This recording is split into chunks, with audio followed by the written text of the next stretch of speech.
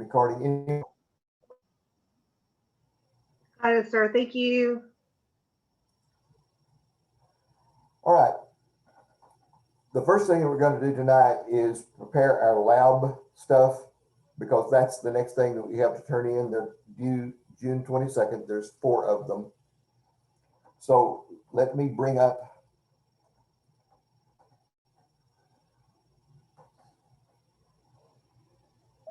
Professor, I'm trying to switch over to my computer to be able to record. I'm hoping if I can't get it, someone else can get it in the class. Can you allow that in?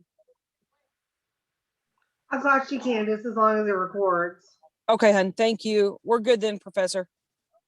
Yeah, I can tell I can't let you record yet. It won't let now. Okay, so let's look at lab write-up. Go back. Is this showing? Is the screen okay? Yes. Oh, this is the form. I don't have the actual, just an empty form, but this is it. You can see the skeleton of the form. What we want to do tonight is look at the McConkey lab and give you the opportunity to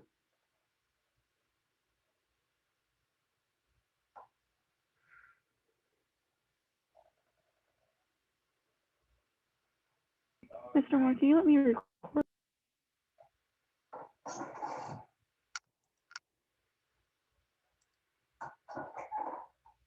give the opportunity to make this one and turn it in to me. And I would encourage you to do it before the weekend so that I can get it back to you during the weekend. And I will tell you what I think about it. Let me tell you this, that on Blackboard, there is a set of 4 skeleton lab report forms. They are titled. You can use them or you don't have to use them. You can do your own just on your computer or hand do them and scan them and send them in. I don't care which way you do it. If you put them in on Blackboard, your scores will come directly back to you when I finish them. But we're going to do the McConkey. I know that we talked about catalase before, and there's an example up somewhere in our system. But the catalase is too simple because there are several of them that are more complicated, they have more to say. And so McConkey is one of them that has a lot to talk about in your introduction as well as in your procedure. So let's look at this and talk about the characteristics of this lab. And you can always look at these in the videos. I would say be sure and look at all the videos all the way through. It doesn't even matter if we're not doing these yet, but it gives you sort of an insight on what the labs will look like. Now, the McConkey lab is sort of a prototype of the way labs are done in the micro lab. McConkey agar, this is the gel material that's in the bottom of the culture plate. This is the growth medium for the microbes that we're going to use. McConkey agar contains either biosalts. Biosalts are common in our stomach, in our intestine. The liver produces bile. And so bile winds up in the small intestine. So biosalts turn out to be a material that will inhibit some microbe growth. So McConkey agar contains biosalts or crystal violet dye. Depending on what company makes this material, it will contain one or the other. And most of the time we use just both of them, just biosalt / crystal violet dye. We don't really care which one is there. But these materials will inhibit the growth of gram-positive organisms. I need to say this because I know it's not apparent to you yet. Remember that we've been looking at gram positive and gram negative and saying their cell wall makes them completely different kinds of microbes. Gram positive tend to live in the environment outside of animals, in the soil, in many different places in the environment. Gram negatives tend to live inside of the guts of animals. So that's completely different kinds of environments. So since they live in such different places, the things that are common to these two kinds of environments will inhibit their growth. Okay, so macaque agar has materials in it that will inhibit gram positive, but it allows gram negatives to grow. So this brings up a term, selective. Selective means one organism can grow while other types of organisms are inhibited. This is going to be a term we use over and over in the rest of the course. It's in our lecture material for this time, so we'll go over it both in lecture and in lab. Macaque agar is selective for gram negative. You never say it's selective against. You would not ever say that macaque agar is selective against gram positives. You always say it's selective for. So macaque agar is selective for gram negative organisms because it has materials that inhibit the growth of gram positives. Now, ask questions if this is not being clear to you, because we don't have a whole lot of time to correct things in this lab area. If we were face to face, you know, there's a lot of times you come back and ask just right then, what's this mean? What's this mean? So really be sure you get this idea of being selective. Allows one material to grow and inhibits another material, the microbe. Okay, so macaque agar is a selective agar. Now, also in macaque agar, there is lactose sugar. This lactose sugar is a completely different test. Has nothing to do with being selective or inhibiting, you know, gram positive growth. So macaque agar has two separate tests inside of one culture plate. The lactose sugar is there to check to see if the microbes that grow in macaque can ferment lactose sugar. In other words, use it for their energy system. Remember that fermentation is an energy system. Even though it's low energy, it will supply enough ATP for things like bacteria to grow. Now, this idea is called differential. If a microbe can use lactose sugar, we say it is lactose positive.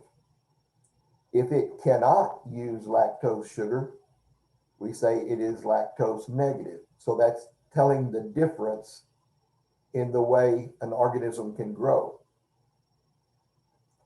Now visualize the difference in these two terms. Selective has to do with whether or not the microbe can grow. If it can grow, we can also check to see if it ferments lactose. If it can't grow, it's moot. The lactose test is not even going to be there. It's not going to work. So the selective part is whether it can grow. The differential part is, can it use this sugar or does it not? Questions, anyone? So the two characteristics that McConkey checks is for selective. It's selective for gram negative, and it's differential for the use of lactose.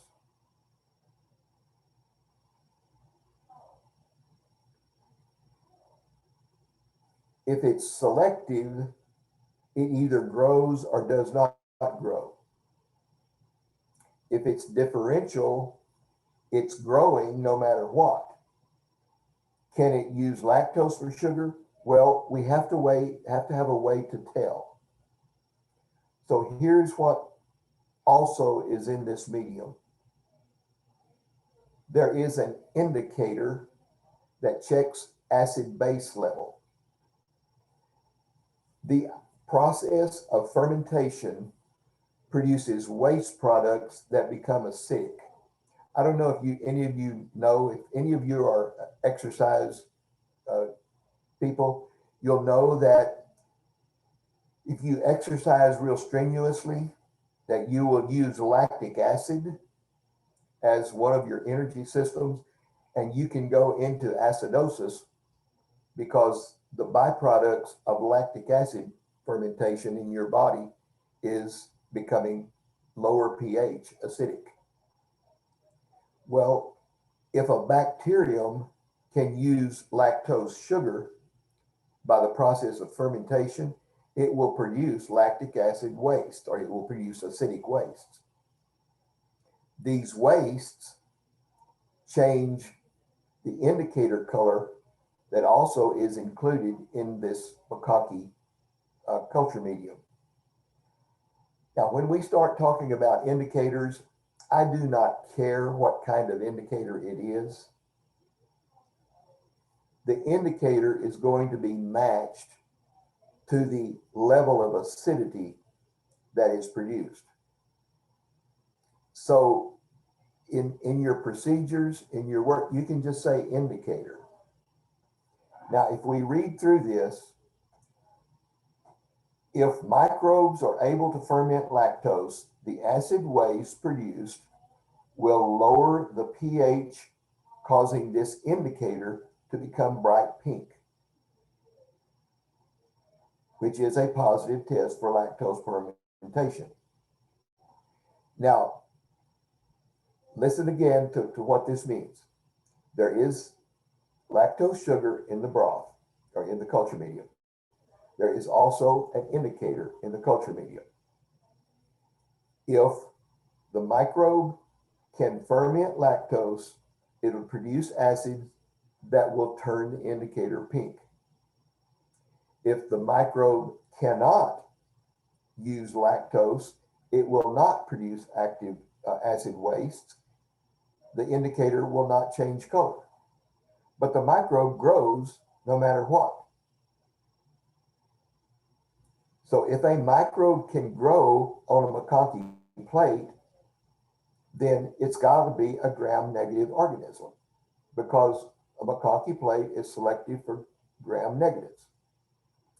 If this gram-negative that grows can use lactose, it'll turn pink. If it cannot use lactose, it will not change color. It will stay the natural color of the medium. So McConkey agar is selective for gram-negative and differential for the use of lactose. That's what your introduction has to show.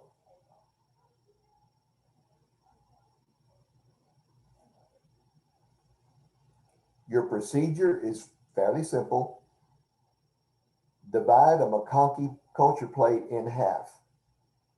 A lot of people write on the back of culture plates with a marker, a Sharpie or something.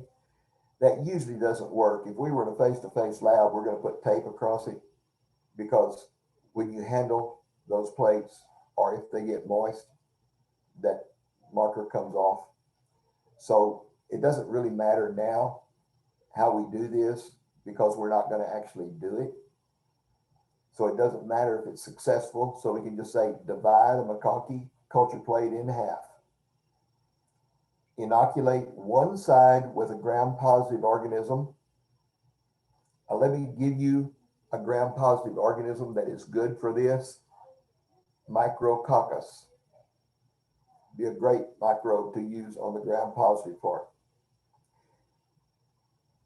Inoculate the other side with a gram-negative organism. E. coli is perfect. Incubate for 24 hours at 37 degrees Celsius. Observe for colony growth. It's not on here. Observe also for any color change. So you can just put observe for colony growth / color change.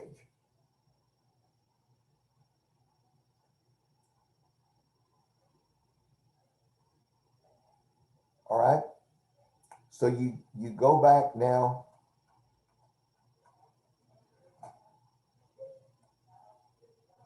to this procedure. Our introduction here will talk about McConkey is selective and tell you what that means, what materials cause it to be selective. Then you write about what materials cause it to be differential. All of that is in the introduction. Don't copy what I say, just write it out in your own words.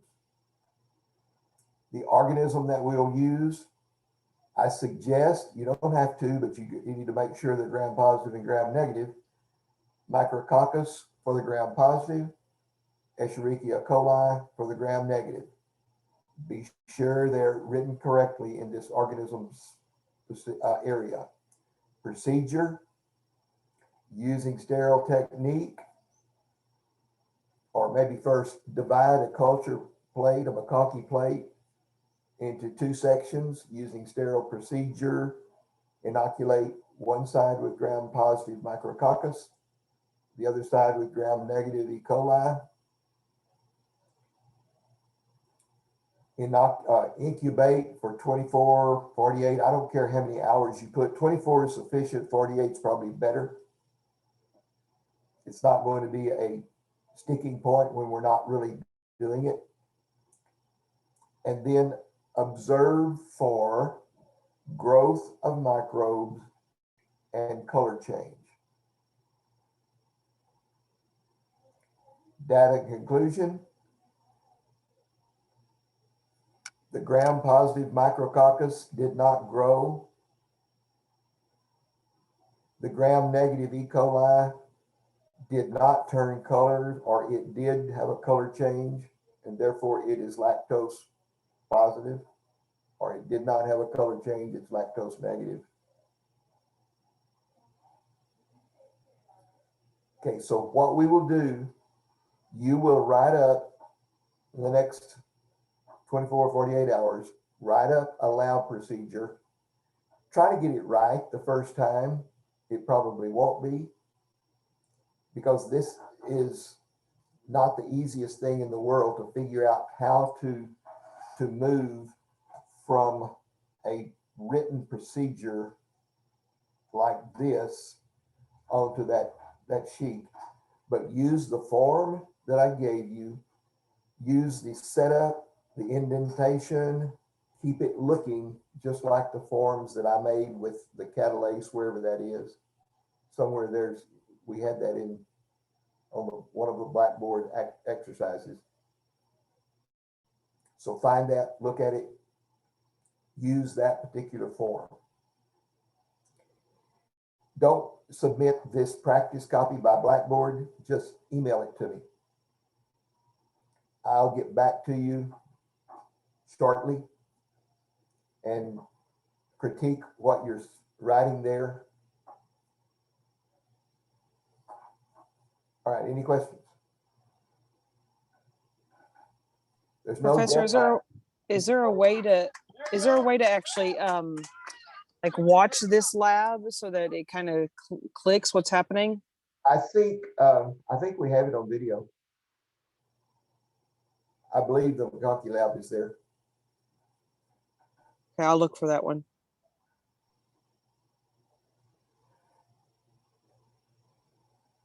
Oh, let me, I intended to do this earlier. Let me put, I'm going to put the midterm exam review. We don't have a midterm exam, but I'm going to put midterm exam review up. It will have pictures of these first 4 labs from somewhere on the internet. You can look them up. You just search for these and you'll also find some things. Every once in a while, they will take down one of these links that I've got. So if the links do not work, just go seek one yourself. You can find some. You can find a So lot where of do we find about the McConkey lab online too. Yes. the 4 labs that are due on the 22nd? That's these. I'll tell you what they are. The 4 It's- labs that are due are PEA, McConkey, MSA, and the acid test. What was the first one? PEA,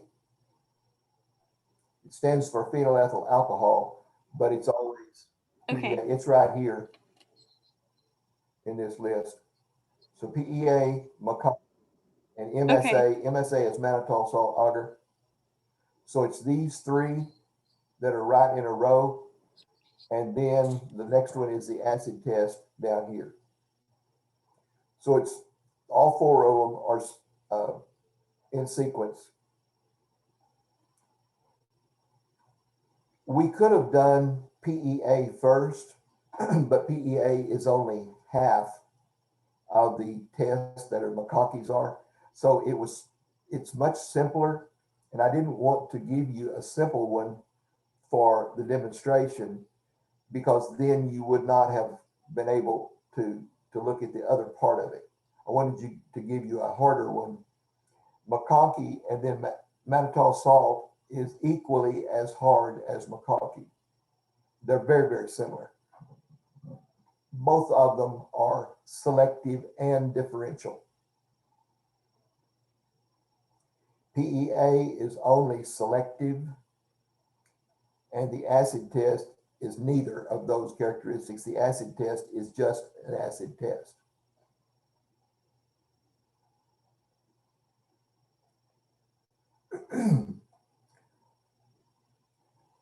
You do need to have tried to set this up before next time, because by next time I want you, we can have discussions about what they look like. If you get one done and send it in, I don't know. I've got a lot of grading to do tomorrow, and I've got an exam that I have to prepare for Thursday. If you get them in like tonight or in the morning, I don't know that I can get them back to you. You can try, but I know that I'll get them back to you shortly after Thursday, much before the weekend.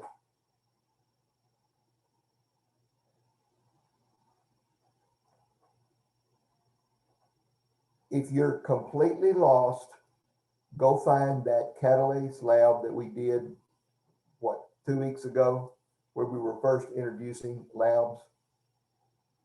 And it's not the same kind of lab at all, but it has the procedure that you use to set them up.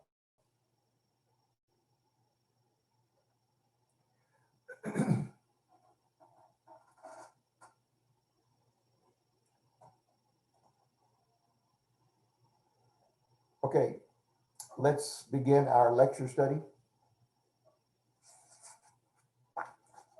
Lecture exam 2.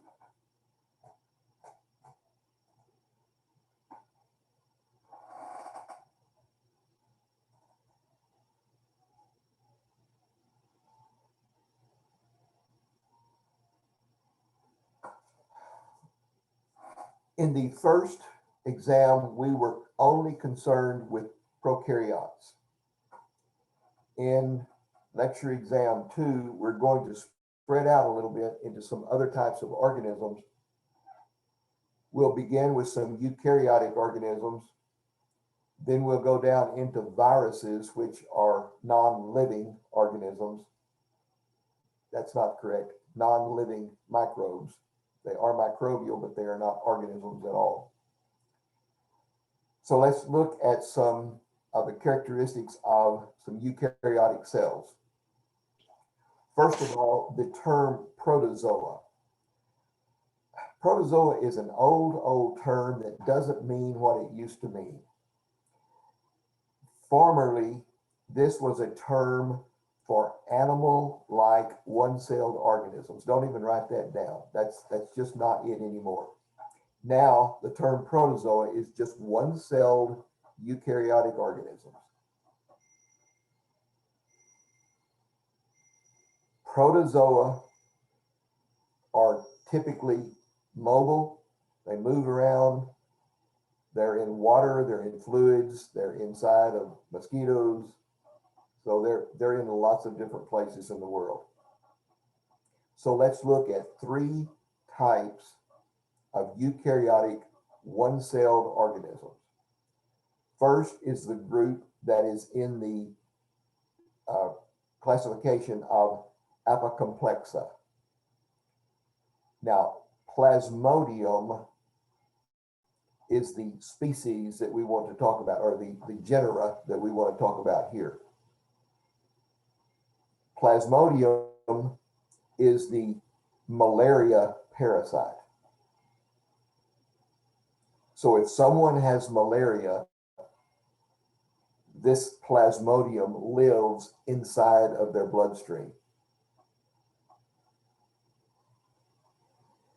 The little component that mosquitoes transfer to us, or mosquitoes gain from other organisms that are infected with malaria, is called a sporozoite. This is a reproductive structure. Here it shows a sporozoite being injected into, here they are being injected into the human bloodstream, and these little protozoa infect then the circulatory system of its host. If we finally get to doing the second half of our pathogen lab, Plasmodium is in that second half. This is one of them that we will learn in that second half of the pathogen list. There's another group called flagellates. Just by sort of introduction here, you know the flagella that are on bacteria, a lot of our waterborne organisms, even protozoa, have flagella. And there is a whole group of organisms that are in pond water called flagellates. So it's a lot of organisms that have flagella similar to what bacteria have. The one that we want to mention here is called Giardia. These are microscope pictures of the flagellate Giardia. See the flagella on them. Giardia is the microbe that when you go to out of this country, people tell you don't drink the water. Giardia is one of those organisms that you can get that cause you to have diarrhea. Most flagellates are harmless. They're all over the pond water of around here because there's water standing everywhere. There will be flagellates all throughout that water.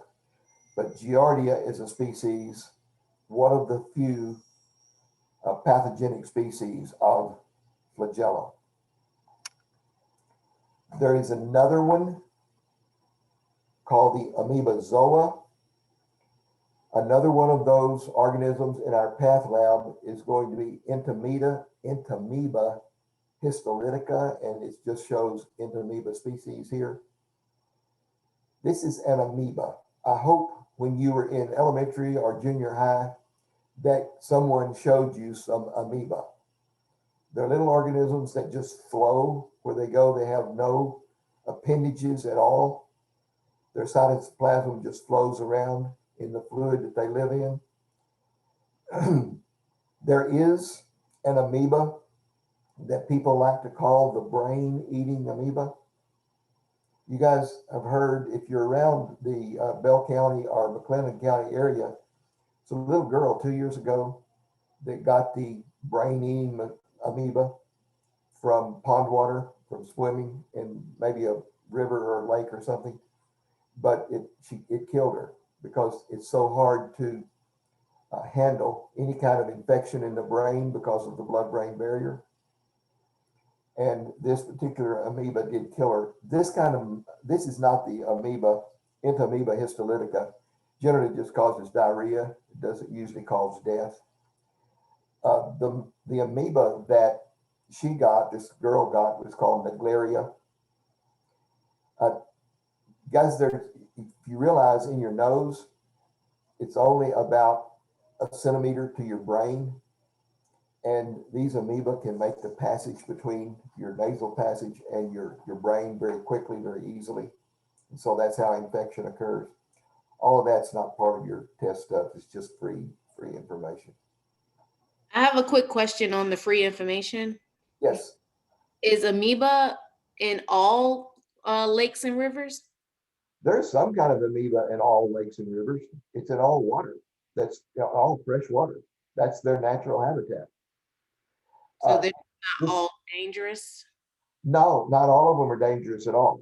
Naegleria is, and here's the thing, whenever water gets warm, it makes it more conducive for growth.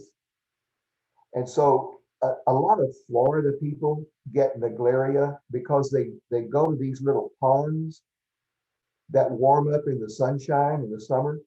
And they have just a huge amount of these amoeba in the water. Now, in our lakes around here, when the water's cooler, they're not nearly as problematic. And I'm not sure where this little girl was swimming, and I'm not sure they knew because I think they had been in several different areas. So it's not nearly as dangerous to go in bigger bodies of water that don't warm up so much. But swimming in little small streams, in small ponds, that's not a good idea. I wouldn't ever let my children go into those kind of situations. And it's typical that the point of entry is in the nasal passage. So wearing a nose plug would really lessen a lot of those risks. It really is something, though, to think about, because if someone ever gets infected, you just can't handle it because you can't get medication into your brain. Thank you. Fungi. Fungi are also eukaryotic. All kinds of molds and mildews and toadstools, those are all fungi. So let's look at them for just a moment. Fungi are typically have little filaments that grow, and then they will have little circular structures, something like this. Fungi have chitin in their cell wall. This was something that we alluded to on that chart at the back of the last test cycle. So chitin is the material, excuse me, that makes bug shells and crab shells. So it's a fairly tough material. So fungi can be tough. Their role in life is that of a decomposer. They decompose materials in our environment. This is why they are beneficial to us. Guys, there are two materials that can build up in the world. On land, it's wood. In the water, it's shells, crab shells and shrimp shells and so forth, lobster shells. Not very many organisms can decay wood and chitinous shells, but fungi can. If you ever walk through the woods and you kick a stump and it's sort of rotted and it sort of breaks all the pieces, you know that fungi have been working on it and breaking it down. Same way as why you don't see crab shells and lobster shells just up on the beach everywhere, is because fungi break them down. They're very beneficial to our environment. The role of fungi, decomposer. Now, whenever you look at the growth of fungi, they have in their life cycle filaments like this and individual cells like this. These are filaments. These are called yeasts. Now, most of you probably think that yeast is a type of organism because we always talk about using yeast in cooking, using yeast to make alcohol. But the idea of a yeast is an individual free living cell. So this particular fungus can exist as filaments or as yeasts. So the term yeast is a one-celled fungus.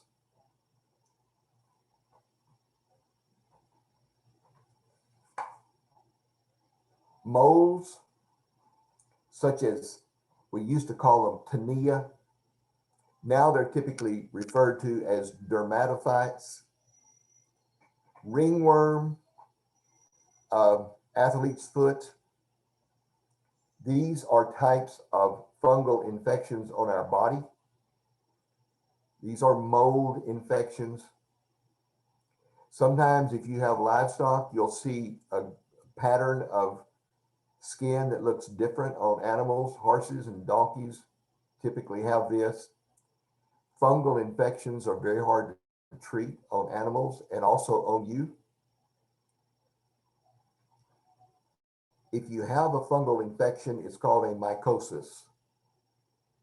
So the term mycosis just means fungal infection. The conditions that are conducive to growth of fungi is warm, moist, and dark. Like behind your leaking vanity, and you'll get mold build up in your house. Some people have sort of stucco kinds of walls in their homes. These things typically will have moisture condense on them in the wintertime when you have stoves going. And you'll have mold growth in the corner of your ceilings or in the corner of the behind the couch. So warm, moist, and dark are the conditions for growth. The example of a fungus that we're going to talk about in this course is Candida. This is also another one. It's on the second half of our path exam, but Candida albicans, Candida. Albicans is Albacans.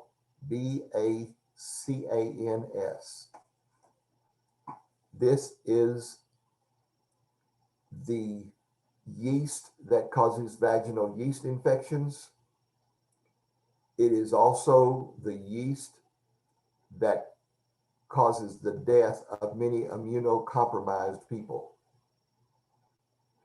It's very prolific in AIDS patients and in very old people that are not able to fight off fungal infections with their immune system.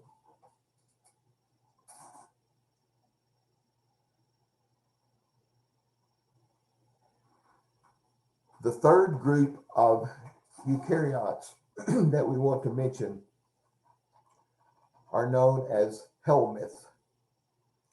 The helminths are parasitic worms. Look down on B. See that name that has helminth in it? The old classification systems, all of your parasitic worms were some kind of helminths.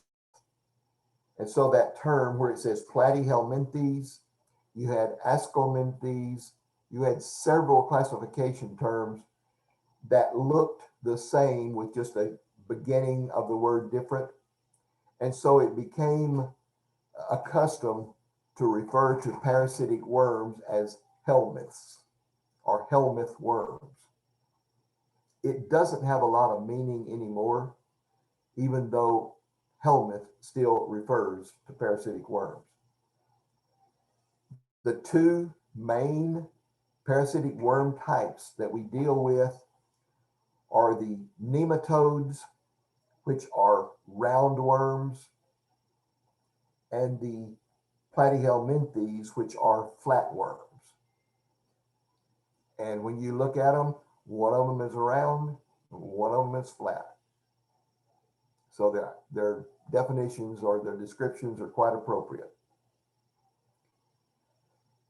If any of you have ever had pets that had worms like your dogs and your cats, sometimes in feces, you'll see little round worms wiggling around live in the feces, especially after you give them medication. Most of the time, these are roundworms. You can have roundworms that were in pork that were called trichinella, and the disease was called trichinosis. That's why people have been taught to cook their pork. If you have livestock other than cats and dogs, any of you that might live in a rural area, you typically have to treat horses, goats, sheep with wormers. And they are for roundworm infestations. Roundworms can kill animals quite quickly. So when you look at stomach worms and trichinosis and hookworms, they're all different types of roundworms. Some of you may have had a little child that had pinworms. Pinworms will inhabit the anal muscle. They will burrow into the muscle, come out on the surface and lay eggs on the outside of the skin, and then burrow back into the muscle. Little ones typically itch where they or scratch where they itch. And so if their bottom itches, they'll scratch and then they'll touch your face and give you pinworms. There have been parents that get pinworm infections. Most of the time, it's just the little ones that do it. It's a fecal oral passage of the eggs. And of course, then they can infect the body. Pinworms are about the only roundworm that typically infects humans now. Now, 50, 100 years ago, there were a lot of people that got hookworms from going around barefooted in muddy areas. When many people lived in rural areas, there were a lot of hookworm infestations, but we don't do that anymore. About the only time we go barefooted is when we're going swimming and you get all of that washed off of you before you get infected. This next group we can get. Flatworms. The first class is called trematodes. Those are flukes. Now, you have liver flukes and blood flukes. Those are flatworms that live internally. A lot of livestock can get fluke infestations. They're found when they're butchering the animals, but this doesn't usually bother us as humans. The one that can bother us as humans is tapeworms. Now, tapeworm eggs are just little pieces of their body. I've been neglecting something here. Here, by the way, there's a fungal infection of your tongue that's called thrush. That's Candida infection of your tongue. Here is the roundworm over here, a picture of it. Here are tapeworms. Now see these little flat sections? Those are not eggs, but they are reproductive structures. A flatworm just has big, long sections of these segments, and as they mature, they just break off. And I promise you, any of you that have a dog or a cat in the house have some of these little flakes in your home somewhere, because pets will get round of tapeworms very quickly. They will excrete these in their feces, but they'll just be on their bottom after they have used the bathroom. And then they will, as scratching and rubbing around on the carpet, they will put these eggs in your home. They're not really very harmful unless you go around licking on the carpet. It's pretty difficult to actually pick them up, but you can. Some people can get infections of tapeworms. There are a few instances of people on purpose taking capsules of tapeworm eggs because they think if they get a tapeworm growing inside of their body, it will cause them to lose weight. It's not as good as dieting. It also sometimes makes you very ill, but it has been done. It's usually teenage girls that are probably not overweight anyway, but they don't want to get that way.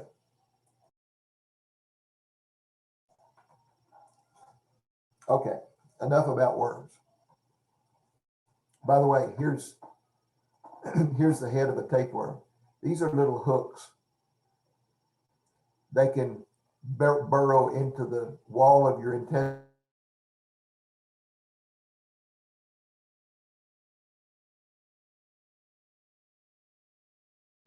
I can't even hear you, Mr. Moore.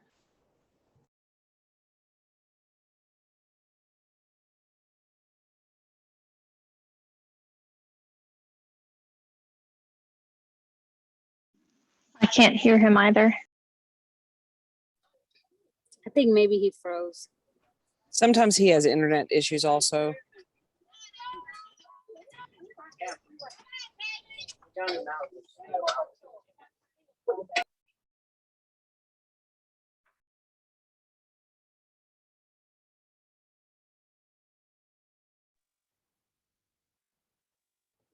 While we're waiting, how do you guys access your recorded videos after on Zoom?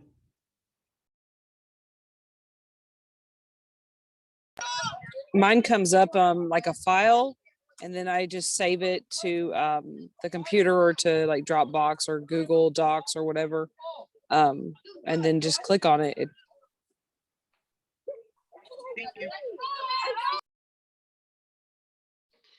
After you close out Zoom, just let it. It'll say it's like buffering or loading or something. Just let it go through that whole cycle. Don't click off on it, and then it'll come up with the files.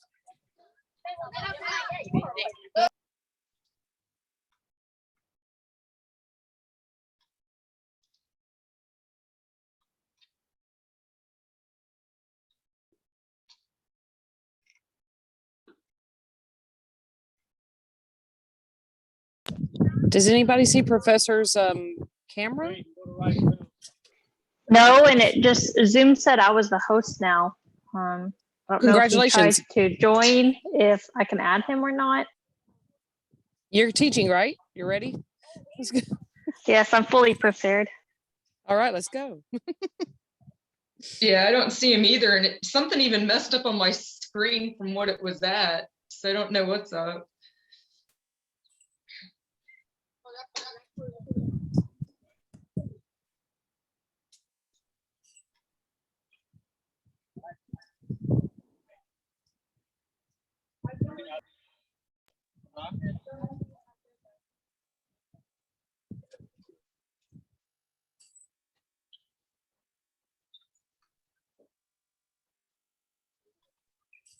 You know, he may send out a email. I'll check real quick. Oh, true. I'll try calling him on the cell phone, see if he answers too. Awesome.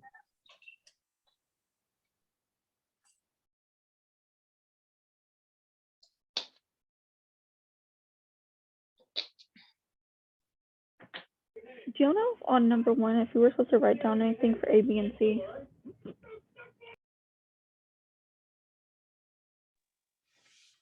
I didn't get anything for A, but for B, I put, well, pretty much organisms that have flagella. That's it. He didn't say anything for C either. Well, that I got. For A, I got the plasmodium is like a malaria parasite. And the sporozoite is a reproductive structure of the mosquito. It gets injected into the bloodstream. Okay, thank you.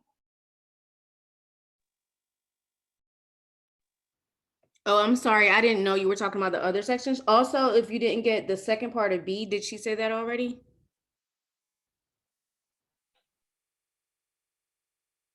Yeah, I didn't get A or B on none of it.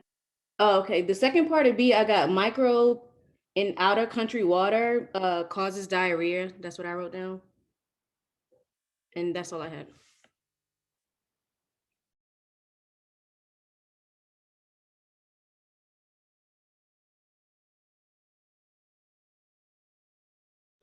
Should I let Tiffany Law into our Zoom class? Yeah, Yeah. she's in there. She probably just got dropped or something. I'd let her back So he in. said to take a 10-minute break. He's gonna try to come back in. And then if 10 minutes passes and he can't get in, he'll give me a call back and I'll let you guys know. Okay, cool. Perfect, thank you. Thank you.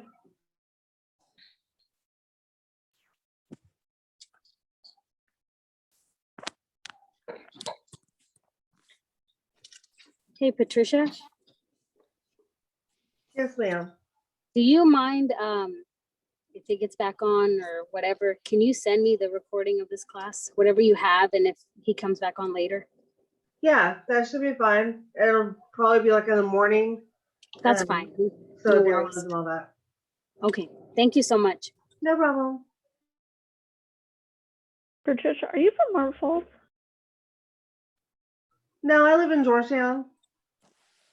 Oh, you look familiar. Sorry. I get that a lot. Can someone explain to me the introduction of the lab report? I was kind of confused on that.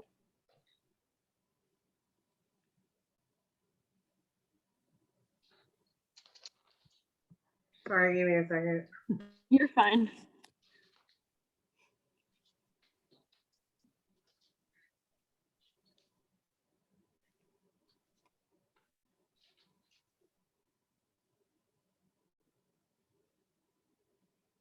I'm a little confused on it too. I guess I missed the first one that we did where it was the lab tech A, the lab procedures, the antiseptic techniques of gram stain. Because when I go online, lab A tells us about the different cultures that he's doing. Mm-hmm. So, but he said for this next upcoming lab, for the one that's doing the 22nd, that he wanted us to go ahead and just do the McCartney Azure. And if you listen to the first Loom video, he goes through that and gives you the introduction through it. He was basically almost right word for word. Okay, yeah, I'll have to watch that.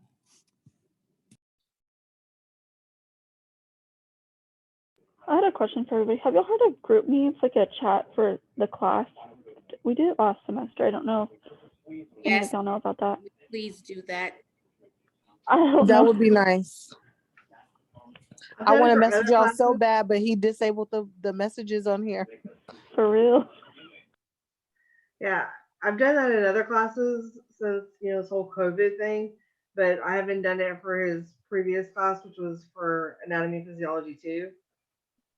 Usually the best thing is just kind of, because there's not even any way to share any information on here at all without like basically going through him. I can set it up. I just don't know. it needs a bunch of phone numbers and out. I don't have a problem with giving my phone number and being part of the group chat. I'll exchange numbers with y'all also. I'm definitely down. I'm new to his technique of teaching or style of teaching, so I need all the help I could get. Same. Is it a way to do it through email as well, or is it only phone number? I'm not sure. I'm trying now. Okay. On the lab report, where are we supposed to get the conclusion since we're not doing the lab? I'm also confused on that. That doesn't make sense to me. So I think on his on the Blackboard, there's like in the course materials, there's lab videos. I watched the second video too. That's where he explains the results of the test because he's doing the test. So if you go to course material, just go to the lab videos, the second video there. But aren't there only like 3 lab videos? Does that cover everything that we need to do? So like the second lab, it has like the 4 that we're doing. I didn't watch the whole thing, but it does have the 4 that's due on the 22nd. I think the third one is the rest of the labs that we have to do later on. Okay, thank you. And he will always add more later. At least he did lab for the other reports are due. anatomy. So who mentioned that they're new to Professor Moore and kind of his technique? I didn't mention it, but I am. Okay. The main I'm thing also new to it too. So this is my 3rd class with him, and I've had it in person. You'll have to excuse the ball game behind me if y'all hear background noise. But the main thing is not to overthink his class. He literally just wants exactly what he says. So don't overthink it. Don't try and read it into anything. When he asks for something, it literally is exactly what he gave you. There's nothing hidden about what he's looking for. Okay, thank you. Right, I concur with Candace. Like he's like that because it's my 3rd time taking him as well. Just as he says it, just as he's giving it on the reviews, that's exactly what he wants. So where do you guys, I guess you just got to figure out how to word it then when it comes to the points. That's the part that's kind of like throwing me off because I do see that he gives great direct information as far as the definitions, but then trying to break it down in points is where I get thrown off. So I didn't know how detailed we had to be or. He does not want you to go on and on. He wants quick, concise, to the point. So let's see, I was trying to try and bring up one of my tests. On one of the tests, it literally says, what's the difference? He doesn't need you to draw it out. He wants 1, 2, 3, boom, done. 1, 2, 3, boom, done. Like that's it. Doesn't want a lot of fluff. Doesn't want it in like the most beautiful paragraph on paragraph. He just wants the answer. And this is the reason I record is so I can almost memorize what he says. I just play it over and over and over on the concepts. I literally just sit there and listen to it in the car and listen to it when I'm doing dishes. That's what he wants. Nothing more, nothing less. And he'll give a little bit during the class. He'll give like a long kind of explanation, and then he'll go back to the words and he'll say this. That's what he's wanting is that shorter version. Right, like the prime example, like the gram negative, if he says like 6 different points and he'll tell you to explain it, you could say 1, it has the outer membrane, that's 1 point right there. 2, it has the periplasm, that's 2 points right there. You just naming the points, like just straight to the point, like literally, like when you go on and on, he's gonna feel like you getting your answers from, like he said before, somebody getting the answers from the internet and stuff like that. Just precise, straight to the point, and that's just how he is, and he's gonna always be like that whatever class you take him in. Like on the test, whenever he says 6 points or whatever, I usually write like, instead of writing 1, 2, 3, 4, 5, 6 all alphabetic, A, B, C, D, E, and that's it. Then I know there's 6 right, 6 right. short, precise answers.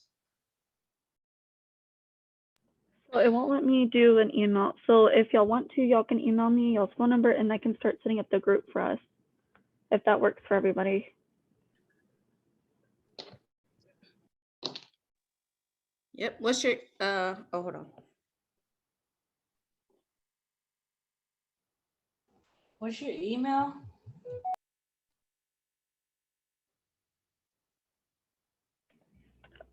It's MROY.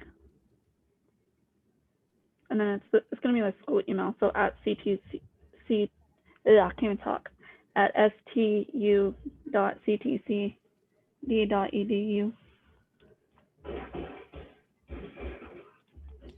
Will you say it again, please? Sorry, I just struggled to say it. It's MROY, and then it's at stu.ctcd.edu. Are you saying I or Y?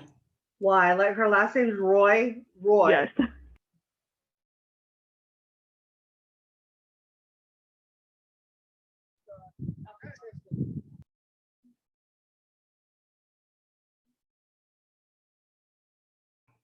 We're emailing you our phone number, right, for the group me? Yes, I tried to doing the email, but it wouldn't let me. Okay. And then I wanted to ask y'all, I got scheduled a lot of Thursdays next week. If somebody would send me the recordings, not next week, next month. I got scheduled a lot of Thursdays at work. Just remind us, right, like the Tuesday before, and make sure that somebody here has your email that's recording, and we'll get them to you. All right, thank you.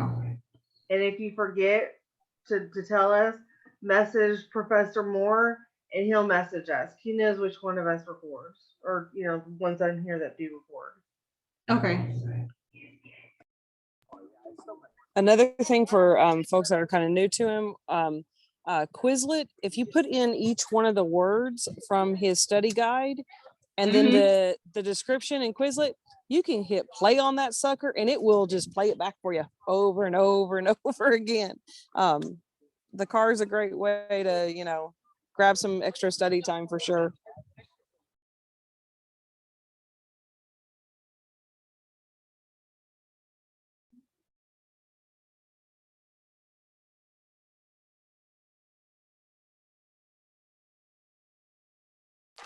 Is everybody taking this for the nursing program?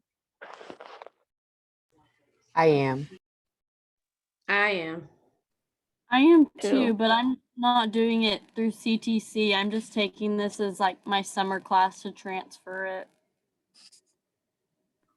I'm undecided. Cool. It's okay. I say that because my prerequisites, I have enough for 4 different programs. I just can't make up my mind which one. And I don't say that to be snotty. It's because I really am undecided and just cannot decide what I want to do. This is my last prereq for my bachelor's. Go get my BSN. I'll still have anatomy to do with more in fall, but then I'll be able to go get bachelor. I need chemistry. Well, this officially will be my last class to make my associates. But then I need chemistry is the last one I need for 2 of the prereq programs I'm looking at.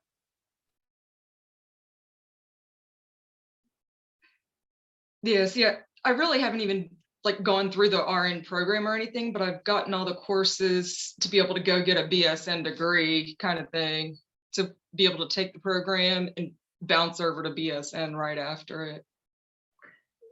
I'm on looking at the BSN too. There's 2 more prereqs before you can transfer to a couple other, like University of Texas of Arlington, or if you decide to do, what is that, Western something, WGU.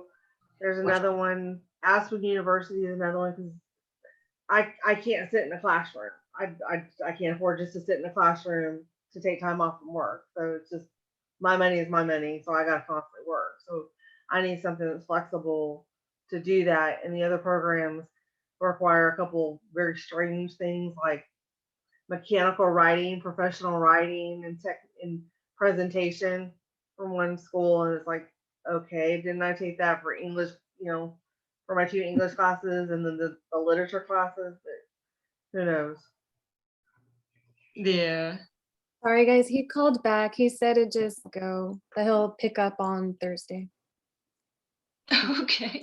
Thank you for calling him. I appreciate it. Thank you. Well, good night, guys. Night, Thank guys. Have a you. good night. Okay, for anybody who's wanting to Night. take the part of your prereqs for pre-nursing through CTC, if you're looking at the anatomy and physiology classes, try to do Professor Moore if you can. I The have other actually instructors- registered for the anatomy one. The other instructors I've had, and I dropped AMP2 because the instructors and the lab instructor bounced too much. There was literally just too much bouncing and a lot of blah, blah, blah, blah, blah. Go straight to the point. Yeah, I agree with her. Any class that you need to take, if you can get Professor Moore, get him. He would be your best go-to with AMP 1, 2, micro, and whatever else he possibly teach that you may need.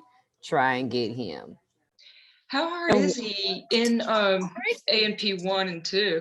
So I will, like I said, once you get the hang of him, okay, especially after this first test, did you get a better feel for what he was looking for? Okay. Kind You know of. what? If you want to, I can even like scan my test and send it to you, like the discussion questions and stuff. Oh, you will save my life. I am dead serious. Just kind of figuring out like what he's looking for. He is, I kid you not, he's the very best instructor. You need to be on at midnight when they open up the classes because they will be gone. Like if you're going to take any other classes with him, the very second it opens up, I already they're have gone. registered for AMP 1. Good. And actually, they aren't gone all the way because people are probably not wanting to do it in person. Oh, well, in person it's great. It's even better. Okay.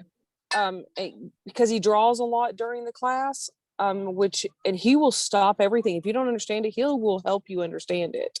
Yes. But really and truly, when it says like Lister or Fleming or whatever, and all he's wanting you to do is remember that big word.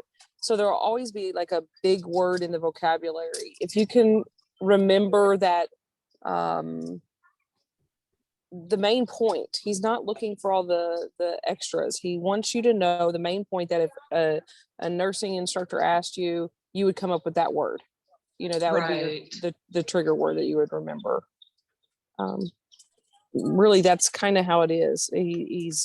You will get the hang of him. I would have probably thought you could take AMP 1 before you took him for anything else, because he said it was more stressful on those courses, and I purposely actually did biology, non-science biology before this, and so I was like, just do microbiology right after. He comes from a very good place in instructing. He's very humble. He knows what he wants. Right. And so once you kind of get all the other professors out of your brain, you'll figure it out. Yeah, for sure. Should we exchange contact information so you could even do that? Yeah, you can. Go ahead. Well, so you could do like the scanning on the test and all that stuff? Yeah, I can just send you a picture if you want me to. Yeah, it doesn't matter. Yeah, just send my phone number, write it down, and then you can just text me. Yeah. Hey, Jordan. Okay. Well, yeah, in a minute. He can't get back on, so he said to come back later. He said he'll go back, he'll meet us at the next test on the next day. That way you're not wasting time waiting since you left. Okay. Thank you. You're welcome. I didn't want to make you have to sit here and listen to all the rest of us talking. No. I was in the kitchen and then I came back. So it's a good thing you caught me. Yeah. Okay. Amy, you ready? Yes. 210-777-3707. Okay. I'll text you in just a moment. Okay, Ann. All right, thanks. And it was 210-777-3707. Yeah, that's it. I'm going to tell you, Amy, for his AMP1 class, if you're still on here, get very familiar. That's the class that you're going to learn about all the veins, all the muscles, Right. and stuff like that. So kind of familiarize yourself with that. And I do remember one question that he's going to ask you is going to be about the hyoid bone, the one that's right here. Always remember that bone because he's going to always ask you about it. So remember that bone. But this class, if you can, because they have like a little cheat sheet that's on Amazon that shows you all the veins, all the muscles. Oh yeah, I know Grab it, what thing you're grab talking it. about. So one of the things one of the nurses taught me, if you have a laminator, if you don't, go get one at Walmart. They're $19. So I laminate his PowerPoints. Yes. I print them, but I white out all the names, and I laminate it, and then I just write next to it over and over and over the body parts with a dry erase pen, and then I can wipe it off, do it again, wipe it off. You are smart on that will help. Get a color printer. Get a color printer. Amen. If you don't have a color printer, I go do. go get you a gift card or go to Office Depot and they have it. You can sign up for an account and they'll give you like a certain percentage off. But it's well worth it to have your PowerPoints in color for both AMP1 and 2. Because if you black and white, there's so much that you will miss. And what you missed is what's going to be on his test. Right. See, I actually understand a lot of the stuff that's going to be in the course because I tried doing it probably back in 2006, but I had to withdraw from it because of caring for my mom and all that kind of crap going on. So it's like now that I'm really able to get back in school and do everything, it's just, I got to really put all the effort to it. And I've seen like the book and I've got it. And it's funny how some of the books are the same as back then too. Like some of the pictures on Spiral book. And don't be afraid to go to the kids songs. The kids songs are the best. I'm telling you, they rock it out. Like you got your femur and you got your tibia. They know it all. Yeah. But I'm out of here, guys. Have a good evening. Okay. I'll text you in a little bit and I'll get going too.